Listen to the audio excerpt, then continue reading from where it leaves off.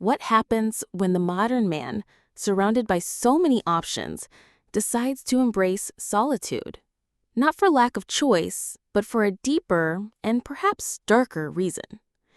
Friedrich Nietzsche wouldn't talk about relationships or dating, but about something more radical: the weight of freedom, the rejection of society's values, and the emergence of the Superman. In this video, we'll delve into the dark reasons, according to Nietzsche, why some men choose solitude. Often, loneliness is seen as a failure, a personal shortcoming. But for Nietzsche, solitude can be an act of strength. He questioned the norms that society imposes on love and marriage, seeing them not as ideals, but as prisons. For him, the man who seeks greatness must, in many cases, distance himself from the crowd, including its most sacred conventions. Nietzsche criticized herd morality, which tells us how we should live, what we should value, and, of course, how we should relate. One reason for solitude, according to this view, is the conscious rejection of this morality. The man who decides to stay single might, in fact, be refusing to follow a predetermined script where the goal is to find someone and settle down. He sees marriage and conventional love not as a path to happiness, but as a way of conforming, of getting lost in the crowd.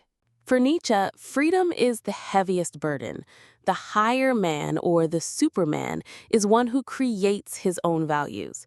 And this creation demands a radical autonomy.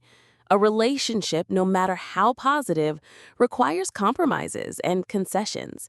The single person, in this perspective, is the one who chooses absolute freedom to become who he is, without the negotiations and adaptations that a partner demands. He's not running away, but seeking a path of self-sufficiency and inner power. Nietzsche saw love not as the romantic ideal we know, but as a manifestation of the will to power. In this context, a relationship can become a power struggle where one tries to dominate or mold the other.